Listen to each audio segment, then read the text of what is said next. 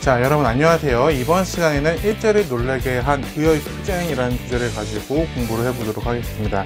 지난 시간에는 항일무장 독립투쟁, 그러니까 독립군을 조직해서 싸우는 그러한 어떤 항일투쟁의 방법을 살펴보았다라고 하면은, 오늘은 이제 의의 투쟁, 뭔가 요인에 대한 암살, 폭파, 이러한 직접적인 혁명, 폭력의 수단을 통해서 투쟁했던 분들을 살펴보도록 하겠습니다. 그래서 이 부분들은 최근 들어가지고 영화로도 많이 만들어지는 바로 의열단, 이런 부분들, 이런 분들의 활동 내용이 되겠습니다. 그래서 뭐 wil정이라든지 암살, 이런 영화들이 바로 이런 의열투쟁을 바탕으로 만들어진 영화들이라고 할 수가 있겠죠. 그럼 한번 살펴보도록 할까요? 자, 첫 번째, 우리가 이제 의열투쟁하면 크게 이제 두 가지의 단체를 기억하셔야 되는데, 바로 첫 번째가 의열단이고 두 번째가 한인애국단이 되겠습니다. 의열단은 김원모 선생이 조직한 단체가 되겠고요. 한인애국단은 이제 김구 선생님이 조직한 단체가 되겠죠. 그래서 주로 활동의 내용들을 살펴보면은 이제 1920년대에 주로 활동했던 단체가 바로 의열단이 되겠고, 1930년대에 주로 활동했던 단체가 한인애국단이다라고 쉽게 생각하시면 좋을 것 같습니다.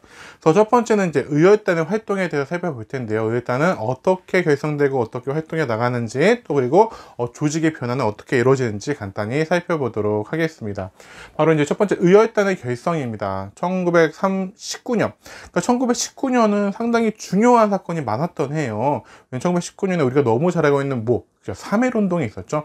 3.1운동도 있었고, 지난 시간에 배웠던 대한민국 임시정부가 탄생했던 해도 바로 1919년이 되겠고요. 의열단이 탄생했던 해도 바로 1919년이 되겠습니다. 그래서 3.1운동 이후에 만주 지역에서 이제 김원봉이란 분, 약산 김원봉을 중심으로 조직되어집니다. 김원봉 선생은요, 이제 밀양 사람이요. 영화에도 보면 밀양 사람 김원봉이요, 이런 얘기 많이 나오는데요. 경상도 이제 밀양 출신으로서요, 신흥무관학교를 다니다가 이제 나와가지고 동지들을 모아가지고 20대 초반의 나이에 뭐 윤세주 이런 분들과 함께 조직한 단체가 바로 의열단이 되겠습니다. 아무래도 이제 김원봉 선생님도 신흥무관학교를 다니다가 이제 나오다 보니까 주로 저기에는 신흥무관학교 출신들이 중심이 돼서 결성이 된 것이 바로 이 의열단이라고 할 수 있겠고요. 또 무정부주의적인 성향이 강했습니다. 그러니까 의열단은 무정부주의죠. 아나키스트라고 하죠. 그러니까 그 전에 뭐 민족주의, 사회주의 이런 것도 아니고 그냥 무정부주의, 정부가 없어야 된다, 뭔가 그런 납제, 사람들을 얽매이는 거다라고 생각했던 무정부주의적 성향이 강했다고 하죠. 그래서 김원봉 선생은요, 정말 일본이 잡고 싶어했던 독립운동가셨습니다. 그래서 일제 치하에서 가장 큰 현상금이 걸렸던 인물이 바로 이 김원봉 선생이 되겠습니다. 그래서 일제 강점기 초반 이제 시기를 통틀어 가지고 우리가 잘 알고 있는 김구 선생님의 현상금이 지금의 돈으로 약 200억 정도라고 하면요, 김원봉 선생님의 현상금이 바로 320억 정도였다고 합니다. 근데도 끝까지 잡히지 않았던 분이 바로 김원봉 선생이 되겠죠. 근데 그랬던 김원봉 선생이 나중에는 이제 해방을 맞이하고선 오히려 친일파 출신이었던 경찰들이나 노덕수 이런 인물들에 의해서 잡혀가게 되니, 경찰에 일제 치하에서 잡히지 않았는데 해방된 조국에서 친일 경찰 출신들한테 이제 잡혀서 수모를 겪으니까 결국에는 이제 나중에 북으로 넘어가게 되죠. 그래서 북으로 넘어가서 나중에는 결국은 김일성에 의해서 숙청까지 당하는데요. 북으로 간 이제 그의 행적 때문에 이제 남한에서는 김원봉 선생에 대한 평가가 지금까지 상당히 박했던 것이 사실입니다. 지금도 이제 뭐 훈장이 이제 독립과 관련된 분들 훈장 주고 막 이러잖아요. 그런 부분에 있어서는 아직도 논의가 좀, 왜냐면 이제 어쨌든 북으로 가셨기 때문에 그런 부분들은 좀 의견이 좀 팽팽하게 대립되는 그런 인물 중에 한 명이지만, 어쨌든 일제 치하에서 최고의 현상금 320억이면 어마어마하잖아요. 그런 현상금이 걸릴 만큼 일본에게는 상당히 뭔가 잡고 싶었던 그런 독립운동가임에는 틀림이 없습니다. 자, 활동 방향을 보면요, 일제 통치기관을 파괴하고 일제 고관이나 친일파를 처단하는 것을 활동의 방향으로 보게 되었습니다. 그래서 보면 의열단의 목표와 주요 활동 이렇게 보게 되면요, 4대 목표가 있었어요. 4개 목표가 있었는데, 일제와 친일파를 처단, 그리고 조국 광복, 계급 타파, 평등한 토지 소유. 그러니까 단순히 이들의 4대 목표를 보면은 그냥 친일파를 처단하겠다, 일본 관료들을 처단하겠다라는 데서 끝나지 않고 광복, 계급 타파, 평등한 토지 소유까지 뭔가 자신들 꿈꾸는 나라, 독립 때문에 만들어진 나라들에 대한 염원을 담은 것을 볼 수 있겠고요. 또 이제 5가지 파괴 대상이라는 것을 정했는데요. 조선 총독부, 당연하겠죠. 동양척식 주식회사, 우리나라의 경제적으로 침탈해오는 동양척식 주식회사, 그리고 매일신보사, 대한매일신보, 우리에게 애국개몽 운동에 상당히 중요한 신문이었던 양기타카 배대 선생님이 발행했던 대한매일신보사가 나중에 일제치하로 넘어오면서 오히려 매일신보라고 이름이 바뀌면서 총독부의 기관지 역할을 한다고 했죠. 그래서 그리고 각 경찰서, 기타 주요 기관들을 파기하는 것이 목표였고요. 또 7가사에서 7가지 암살 대상, 이들은 죽이겠다, 제거하겠다라는 대상에 조선 총독 및 고관, 군부 수뇌, 일본군 수뇌부, 그리고 친일 핵심 인물 타이안 총독.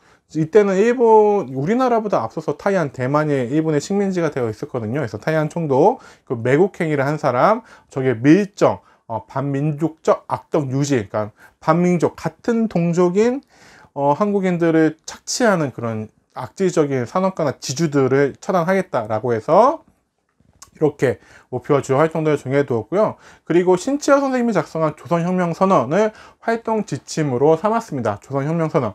자, 김원범 선생님이 신치어 선생님에게 부탁해서 작성이 되었다라는 이 조선혁명선언은요. 그리고 신치어 선생님이 이 조선혁명선언을 작성하던 이 시기는 바로 임시정부가 앞으로 활동 방안을 두고선 여러 이제 독립운동에서 회의하던 국민대표 회의가 열리던 바로 그때예요. 그때이다 보니까 신치어 선생님은 외교론, 독립전쟁론, 준비론 이런 것들을 다 비판하면서 이제 외교론이나 독립전쟁을 준비하는 이런 준비론 이런 것도 말고 직접적으로 오직 폭력적 투쟁을 통해 민중의 직접 혁명을 통해서 독립을 쟁취해야 된다는 것을 바로 이 조선혁명선언을 통해서 드러내고자 하였습니다. 그러니까 조선혁명선언은 의열단이 탄생한 후에 1919년 의열단이 만들어진 이후에 등장한 거라고 보면 되겠죠. 그래서 이제 조선혁명선언의 내용을 좀 읽어보면은, 폭력은 우리 혁명의 유일한 무기이다. 우리는 민중 속으로 들어가서 그들과 손을 맞잡아 끊임없는 폭력, 암살, 파괴, 폭동으로서 강도 1분의 통치를 타도하고 우리 생활에 불합리한 일제의 제도를 개조하여 인류를 압박하지 못하며 사회로서 사회를 수탈하지 못하는 이상적 조선을 건설할지니라 라고 해서 조선혁명선언을 읽는 것을 볼 수 있습니다. 선생님 요거를 처음 이렇게 막 들었던 게 인상 깊었던 게 이 의열단을 대상으로 했던 이제 영화가 최근에 밀정 암살 같은 거 있잖아요. 근데 그 이전에 한 20년에 나왔던 영화 중에 이제 아나키스트라고 하는 영화가 있거든요. 지금은 좀 탑배웠던 뭐 장동건이라든지 뭐 이런 인물들이 등장하는 건데, 거기에서 그 막내 의열단원이 막 이제 의열단의 형님들이 막 외우라고 시켜가지고 계속 외우는 그 장면이 나거든요. 그때 들었던 게 아직도 기억에 많이 남아요. 일어서라고! 의열단 선언을 좀 해봐라. 에? 민중은 우리 혁명의 대본영이다. 뭐더냐, 더 크게, 더 세게 해요. 민중은 우리 혁명의 대본영이다. 폭력은 우리 혁명의 유일 무기이다. 우리는 민중 속에서 민중과 함께하며 암살, 파괴, 폭동으로서 강도 일본의 통치를 타도하고 불합리한 우리 생활의 일체 제도를 개조하여 인류로서 인류를 압박지 못하고 사회로서 사회를 타당지 못하는 이상적 조선을 건설할지니라. 폭력이라는 단어가 많이 들어가지고 좀 기억에 남았던 것 같습니다. 그럼 의열단들은 어떻게 활동을 했는지 살펴보도록 하겠습니다. 첫 번째는 이제 박재혁 선생님입니다. 자, 부산경찰서에 폭탄을 투척하셨죠. 박재혁은 1920년 9월에 부산경찰서에 폭탄을 투척하시고요. 이후에 검거돼서 이제 대구 형무소에 수감되셨는데 이제 고문과 폭탄 투척 과정에서 입은 상처 등으로 해서 결국에는 옥사하시게 됩니다. 자, 그리고 이제 최수봉 선생님.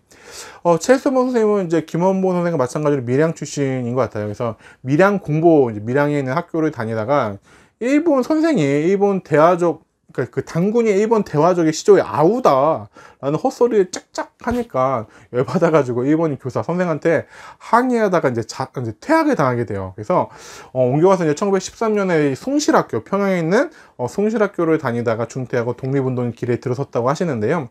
1910년에 이제 이후에 이제 1919년에 윤세주, 윤치영 이런 인물들과 함께 3월 13일 밀양 장날에서 만세 시위를 주도하기도 하셨어요. 그러니까 1919년과 3.1운동에 점점 지방으로 퍼져나갔겠죠. 자, 이로 인해 일제 수배를 받게 되자 이제 만주로 망명을 하시고 이제 길림에서 의열단에 가입을 하시게 됩니다. 자, 의열단에 가입한 이후 이제 폭탄 제조법을 배워가지고 밀양으로 귀환한 다음에 1920년 12월 27일 밀양 경찰서에서 이제 경찰서장의 훈시를 했나봐요. 교회 옛날에 조회하듯이 이렇게 모아놓고서 이제 막 훈시하던 틈을 타서 폭탄에 투척 했지만 불발되었다고 하고요. 자교를 시도했으나 이제 체포되었다고 합니다. 자, 그 다음에 김익상 선생님은요, 조선총독부의 폭탄을 투척하셨죠. 그래서 뭐 김익상, 김상옥 이런 분들은 그래도 여러분들이 많이 들어보지 않았을까 싶어요. 자, 김익상 선생은요, 1921년 9월 북경에서 서울로 들어와가지고 조선총독부의 총독부 청사로 들어와가지고 폭탄은 2개를 던지고 유유하게 빠져나오셨다고 해요. 그러니까 조선 통치 핵심, 심장이라 불릴 수 있는 조선 총독부에 들어가서 폭탄을 2개나 던지고 나왔는데 잡히지도 않고 유유하게 해가지고 다시 상해로 돌아오신 분이 바로 김익상 선생이 되겠습니다. 정말 대단한 분이죠. 담력도 그렇고 실력도 그렇고 대단하신 분입니다. 근데 이제 상해로 돌아오셔도 계속해서 이제 활동을 해 나가시다가 이제 상해 황포탄 의거라고 있거든요. 황포탄 의거에 참여했다가 이제 잡혀가지고 21년에 옥고를 치르셨다고 해요. 21년 동안에 옥고를 치르고 귀향했으나 나중에 이제 일본 경찰에 의해서 연행됐다고 하는데 이제 그 이후부터 소문이 없다고 해요. 그러니까 아무래도 암살되지 않으셨나라는 추측을 하게 됩니다. 그래서 김익상 선생님은 언제 돌아가셨는지가 이제 확실치가 않습니다. 자, 김상옥 선생님은 조선 최고의 총잡이라고 불렸던 인물입니다. 별명이 조선 최고의 총잡이였고 그렇게 싼 권총을 잘 쏘셨다라고 합니다. 그래서 김상호 선생님은 이제 종로경찰서에 폭탄을 투척하셨죠. 종로경찰서가 당시에 독립운동가들이 가장 많이 잡아들여서 고문하고 하던 그러한 일제의 상징 같은, 그러니까 독립운동과 탄압의 상징과 같은 바로 장소가 종로경찰서였고요. 자, 그는 3.1운동 이후에 본격적으로 독립운동에 투신해가지고 비밀결사인 혁신단을 조직하기도 했고요. 이후에는 이제 의열단에 가입해서 있다가 1922년에 이제 서울로 돌아와가지고 1923년 1월 12일 종로경찰서에 폭탄을 투척하게 됩니다. 그리고 나서 이제 뭐 숨어서 지는데 은신처에 숨게 되는데 한국인 밀고자에 의해서 은신처가 발각되어가지고 수백 명의 일본 경찰들과 대치하던 도중에, 그래서 정말 명사수였다고 하거든요. 그래서 수백 명과 대치하는 도중에서도 일본 경찰들이 함부로 달려들지 못했다고 하는데, 총싸움을 하는데 한 명의 개인이 가지고 있는 총알의 양이 많을 수가 없잖아요. 그래서 최후에 한 발이 남았을 때 그 마지막 총탄으로 자결하신 분이 바로 김상옥 선생님이 되겠습니다. 자, 그 다음에 김지섭 선생님 같은 경우는요, 원래 되게 공부를 잘 하셨나 봐요. 사서성경에 되게 능통했고, 원래 이제 대한제국 말기에 관료를 지내셨는데, 일제가 이제 한일 강제병합을 시도하고 성공을 하게 되자 사직한 다음에 이따가 1922년에 의열단에 가입을 하십니다. 자, 의열단에 입단을 하신 이후에 이제 국내 대규모 폭탄에 반입하려고 시도하시기도 하고요. 그래서 요 이야기들과 좀 관련된 것이 최근에 나왔던 영화니 밀정, 그쵸, 황옥. 일본 경찰의 경부였던 황옥이 진짜 독립운동가냐 이중스파이냐 아직도 이제 논란이 있긴 하지만 그런 이야기가 바로 이 국내 대규모 폭탄 밀반입과 관련되어 있는 이 시기에 요 내용과 관련된 이야기들이고요. 자, 일본 관동 대지진으로 한국인 학살이 심하다는 소식을 들은 의사는 이제 보복을 해야겠다라고 생각해서 일본에 가서 일본 황성에다가 폭탄을 투척합니다. 하지만 이제 체포당하게 되고 체포 후에 이제 옥살이를 하다가 그중에 이제 감옥에서 순국 옥사하신 분이 바로 김지석 선생님이 되겠습니다. 나석주 선생님은요, 1926년 12월에 조선 식산은행과 동양척식주식회사에 폭탄을 투척하시죠. 이런 조선 식산은행이라든 동양척식 주식회사는 우리나라의 경제적 수탈을 앞장섰던 그러한 기관들이기 때문에 그러니까 총독부라든지 종로경찰서 이런 데 못지않게 일반 사람들, 우리 한국인들의 원망의 대상이었던 기관이 되겠습니다. 이렇게 폭탄을 투척하고요. 이후 추격하는 일제 경찰과 시내 한복판에서 총격전을 벌이다가 결국에는 이분도 자결하십니다. 이분들은 잡히는 것보다 오히려 목숨을 끊음으로써 뭔가 미연에 자신들이 잡혀가지고 고문을 받는 과정 중에 동료들을 이렇게 분다든지 이런 것들을 방지하셨던 그런 분들, 그런 뭔가 이 마음가짐을 가지신 분들이라는 데서 정말 약간 숙연해지는 마음을 피할 수가 없습니다. 이렇게 이제 다양한 많은 분들이 바로 이제 의열단으로 활동하시면서 일제히 간담을 서늘하게 했고, 자, 그렇기 때문에 일본은 수많은 독립운동가 이분들의 우두머리 최고 지도자였던 김원봉을 잡기 위해서 혈안이 되어 있었겠죠. 근데 약간 이렇게 활동들을 열심히 하고 정말 눈에 띄는 활동들도 정말 많이 했음에도 불구하고 의열단은 개인의 암살, 파괴 중심의 의열투쟁에 대해서 한계를 조금씩 인식하기 시작합니다. 1920년대 후반이 넘어가면서 개인폭력 투쟁에 대한 한계를 느끼는데, 좀 생각해보면 그런 측면도 있을 거예요. 일본 대장, 육군 대장을 죽이면, 조선 총독을 죽이면은 일제 통치가 끝나는 것이 아니겠죠. 만약에 조선 총독 그 암살에 성공을 했어요. 그럼 또 다른 사람이 조선 총독으로 올 거 아니에요. 그러니까 어차피 한 명 한 명 죽여서는 결국에는 끝이 날 수 없다라는 생각을 했던 이러한 의열 단원들은 조직적인 항일 무장투쟁을 준비하게 됩니다. 그래서 이제 중국 국민당이 세운 학교가 있거든요. 황푸군관학교라 해서, 황푸군관학교는 1924년 1월 달에 중국 국민당이 중국 혁명에 필요한 간부를 양성하기 위해서 중국 광저우에 설립한 학교예요. 그래서 연결을 해가지고 황푸군관학교에 김원봉을 비롯한 많은 의열단원들이 입학을 해서 이제 체계적인 군사교육을 받게 됩니다. 그리고 1930년대 넘어와서는 이제 중국의 지원을 받아가지고 조선혁명 간부학교. 그러니까 이제 원래는 우리는 없었으니까 이제 황포군관학교 위탁교육을 갔었는데, 이제 우리도 직접 우리 학교를 만들어서 조선혁명 간부학교를 설립해서 독립군을 양성하게 됩니다. 그러니까 한 명 한 명 죽이는 것보다 체계적인 군사훈련을 받아서 독립군을 만들어가지고 제대로 전면전을 맞붙겠다라는 전략으로 바꾸게 됐던 거죠.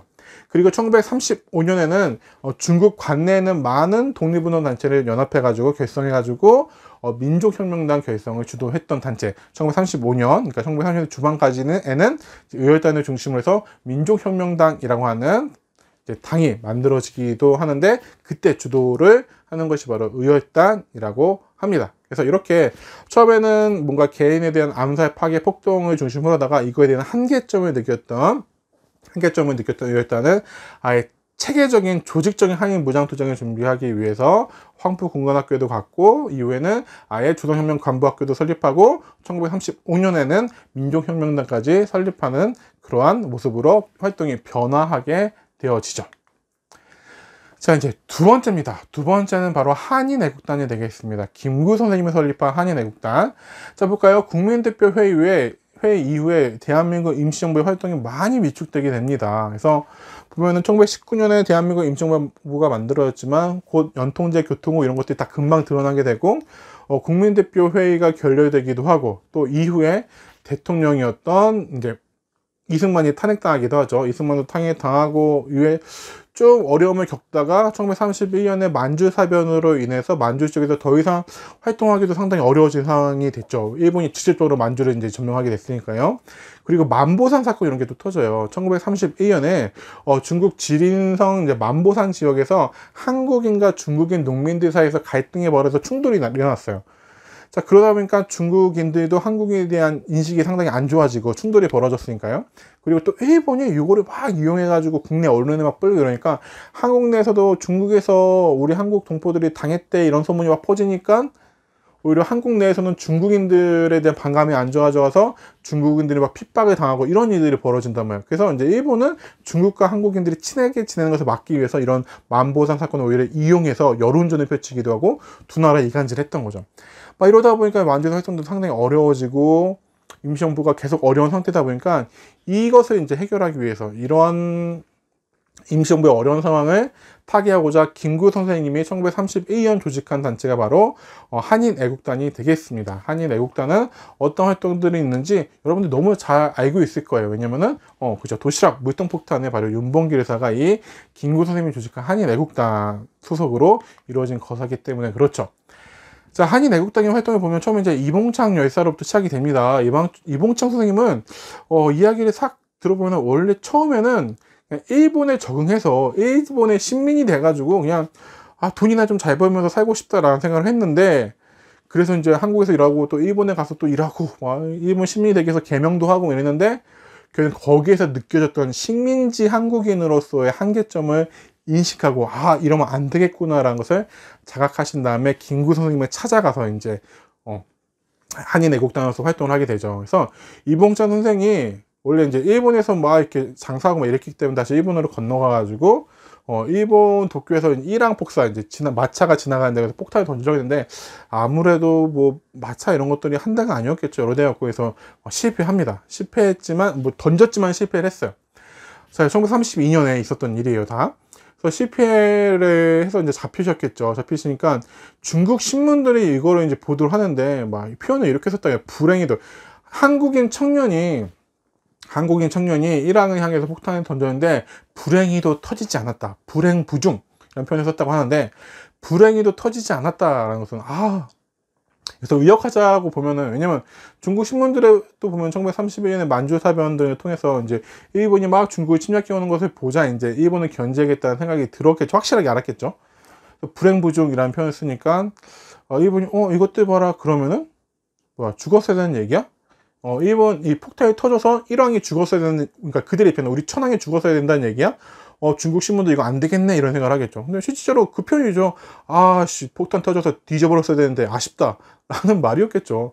근데 그래서 부터 아쉽다라는 표현들을 중국 신문들이 이제 막 보도를 하니까 이거를 이제 중국의 우호적인 그러니까 이봉창 열사에 대한 이제 우호적인 보도를 빌미로 해서 상하이를 점령시켜 버립니다. 상하이를 점령해 버립니다. 이거를 상하이 사변이라고 해요. 그래서 만주가 이미 점령한 상태에서 또 상하이까지 점령을 해버려요. 이러한 이봉창의 의거에 대한 우호적 보도를 빌미로 하기도 하고요. 또 이제 또 한편으로 이렇게 평가를 하기도 해요. 만주를 일본이 점령을 했잖아요. 그러니까 국제연맹이나 이런 데서 돌려줘라. 왜 이거는 국제협상 안 된다. 돌려줘라 계속 얘기를 하니까 오히려 A라는 지역, 이 만주라는 지역의 관심을, 열강의 관심을 상하이 지역으로 돌리기 위해서 오히려 상하이를 점령해버리는. 그러니까 우리도 그런 얘기 많이 하잖아요. 뭐 연예인의 스캔들이나 연예 스캔들이나 이런 것들이 막 터지면은 그 기사들의 댓글에 보면 어떤 것들이 나와요? 그렇죠. 또 정부에서 지금 정부만 얘기하는 거 아닙니다. 역대 쭉 보면은 그러니까 또 뭔가가 있나 보다. 언론사가 뭔가를 숨기기 위해서 연예 기사 이런 것들을 되게 스캔들인 것을 터트리나 보다. 열애 기사를 터트리나 보다라고 사람들이 좀 많이 생각하잖아요. 그렇죠? 어떠한 일을 좀 중요한 일을 숨기기 위해서 언론이나 정부 이런 데서 숨기기 위해서 또 다른 사건 대중들의 관심을 끌만한 사건을 일부러 터트린다 하고 이제 영화의 소재가 되기도 하고 막 이러잖아요. 그런 것처럼 일본의 입장에서는 만주에 쏠려있는 열강들의 관심을 상하이로 돌리기 위해서 그리고 그동안 만주에서 자신들이 계획했던 것들 다 진행하기 위해서 상하이 사변을 일으킨 측면도 있다라고 이야기를 해요. 상하이 사변을 일으켜서 이제 상하이 중국 핵심 지역 중에 하나잖아요. 원래는 깡촌, 어촌 마을이었지만 이제 영국과 난징 지역이 체결한 이후에 개항된 이후에 정말 큰 경제 도시로 성장해서 지금은 정말 북경을 뛰어넘는 최고의 경제 중심이잖아요. 지금은요. 그래서 일본이 상하이를 어쨌든 점령에 성공을 합니다. 상하이 사변에 성공한 다음에 이제 상하이에서 이제 상하이 사변 일으켜서 상하이를 먹었으니까 이제 축하 파티를 연 거예요. 축하 파티에다 이제 그 당시에 이제 일본 국왕의 생일까지 더해져 가지고 이제 축하 기념식을 여는 거예요. 그래서 상하이 홍코공원이라는 데서 일본군이 쫙 모여가지고 이제 상하이 사변 승리 기념, 일본 일왕 생일 기념식을 여는데 이때 윤봉길 의사가 무이통과 도시락으로 위장한 왜냐면 그 전에 이제 사람이 많이 모일 거를 생각해서 이제 지침 중에 이제 그 도시락 이런 것들을 싸갖고 와라 라는 그런 게 있었나 봐요. 그래서 그걸 딱 가지고 가가지고 던져가지고 일본의 장성 및 수많은 사람들의 사상시키고 정말 일본에 간담을 서늘하게 했던 그런 윤봉길 의사의 홍코공원 의거가 성공이 되죠. 자, 그렇게 해서 여러분들 윤봉길 의사가 이렇게 수류탄 이봉창 의사가 이렇게 사진 찍은 거 많이 보셨죠? 그렇죠. 근데 보면요, 의열단도 그렇고 그 한인 애국단도 그렇고요, 이 의열투쟁을 하셨던 분들은 되게 보면 지금도 남아있는 사진들이 많이 있거든요. 그리고 사진이 꼭 남아있죠. 다른 분들에 비해서 이렇게 하얗게 해서 정장 딱 차려입고 항상 옷을 그렇게 잘 차려입고 다니셨다고 해요. 깔끔하게. 그리고 마지막 거사를 하기 전에는 사진을 꼭 찍으셨다고 합니다. 왜 그럴까요? 그쵸. 이 사진이 바로 나의 인생에서 내 인생에서 마지막 사진임을 알기 때문에 꼭 잘 차려입고 왜냐면 내가 입고 있는 이 옷이 결국에는 내가 거사를 치른 다음에 잡혀갔을 때 수위, 되게 이제 잡혀가시기도 하지만 뭐 자격을 많이 하시잖아요. 그건 내가 관수가 이끌어 들어갈 수위가 되기 때문에 옷을 항상 깔끔하게 잘 차려 입으시고, 그리고 마지막에 자신이 영정사진이 될지도 모르는 사진을 꼭 남기셨다라고 합니다. 하나의 의식처럼 남아 있는 거겠죠. 그 사진을 찍으면서 어떤 생각들을 하셨을지. 그래서 영화에도 보면 뭐 암살이라든지 아나키스트나 이런 것들 보면요, 거절하기 전에 꼭 사진 한 장 남길까? 라고 하고서 사진에 멋들어지게 남긴 것을 볼 수 있는데, 정말 보면 멋지세요. 모습도 멋있고요. 얼마나 멋지시지만 그 안에서는 그 사진을 찍을 때 그 마음은 어떠셨을지 참 묻지 않아도 숙연해지는 것 같습니다. 자, 이런 한인 애국단 활동의 결과 윤봉길 의사가 이제 정말 일본의 장성들을 다 처단했잖아요. 그래서 중국 국민당을 이끌던 장제스는 정말 중국의 수많은 수십만의 대군이 해내지 못한 일에 한 일개 한국 청년이 해냈다. 정말 대단하다라고 얘기를 하면서 우리 임시정부를 지원해주게 됩니다. 그래서 약간 국민대표 결렬 이후에 23년 이후에 약간 되게 가난하게 힘들게 살던 한인 애국단이 이 윤봉길 의사의 의거 성공 이후에 중국의 지원을 받으면서 중국 국민당 정부가 대한민국 임시정부를 지원해주면서 살림살이가 좀 좋아지면서 다시 뭔가 활동의 부활의 날개를 펼칠 수 있게 되죠. 자, 그러면서 이제 중국 국민당도 처음에는 그랬지만 이제 어쨌든 임시정부에서 되게 신뢰하게 되고 그들의 실력에 대해서 인정해주게 되면서 중국 영토 내에서 한국 강복군이 조직하는 데도 많은 도움을 물심양면으로 중국 국민당이 도와주게 되고요. 하지만 일본의 입장에서는 윤봉길 의거 이후에 더 이상 그냥 놔두면 안 되겠다라고 하면서 임시정부를 계속해서 감시하고 탄압하게 됩니다. 중국 땅이지만요. 그렇기 때문에 이 임시정부 이후 이제 윤봉길 의사의 의거 이후에 임시정부가 계속해서 이동을 하게 되죠. 왜냐하면은 일본이 계속 감시하고 탄압하고 잡으려고 노력하기 때문에 상하이에서 항저우, 항저우에서 전장을 청사, 광저우, 류저우, 치장, 마지막에 충칭, 용인의 충칭에서 이제 해방을 맞이할 때까지 임시정부가 계속해서 이제 피난에 다니거든요. 피난에 다니게 되는 이제 원인 중에 하나가 이제 윤봉길 의사의 의거 성공으로 인해서 일제가 이제 임시정부를 계속해서 주목해서 탄압을 하기 때문에 그렇습니다. 그렇기도 하고요. 이제 뭐 여러 가지 이제 도움을 이제 중국 국민당의 도움을 받으면서 같이 연합해서 여러 활동들을 같이 해 나가게 되죠. 자, 그 이외에도 이제 여러 단체 소속으로 이제 활동하셨던 분들이 계십니다. 그래서 강호교 대한노인단 소속으로서 이제 정말 지금은 65세가 할아버지 아니죠. 65세가 할아버지 아니지만 당시에는 수명이 훨씬 더 짧았으니까요. 65세의 나이였던 강우교 선생님은요, 1919년에 조선에 새로 부임해오던 사이토 마코토 총독을 향해서 폭탄을 던지는 그런 의견을 펼치시기도 했고요. 또 여성 독립운동가의 대명사격인 이제 남자연 선생님 같은 경우에는요, 3.1운동 이후에 만주를 건너가서 서로군정소에서 활동을 하셨어요. 그리고 조선 총독 암살 작전에 참여를 하셨고, 1933년에 일본 관동군 사령군 암살 계획이 시청하다가 이제 잡혀가 이제 미리 발각돼서 이제 순국하시기도 하셨고요. 조명화 선생님 같은 경우는 1928년 타이완 아까 보면 뭐 의열단 수는 아니지만 의열단에도 보면은 이 암살 대상인 타이완 총독도 있었죠. 1928년 타이완에 온 일본 육군 대장을 이제 동무등 칼로 저격하셨고, 거사 직후에 현장에서 붙잡혀서 순국하셨지만, 이때 이제 칼에 찔렸던 일본 대장도 이제 결국에는 이때 입은 부상으로 인해서 사망하신 거 아니죠? 사망했다고 합니다. 자, 이렇게 이제 뭐 강호교, 남자연, 조명화 같은 뭐 의열단 소속인 한인 애국단 소속인 수많은 이제 한국인들이 강도 일제에 취해 맞서가지고 여러 가지 폭력, 암살 등의 방법을 통해서 독립을 쟁취하기 위해서 노력하셨다라는 것들 잘 우리가 기억해 두면 좋을 것 같습니다. 자, 이번 시간은 여기까지 하도록 하겠습니다.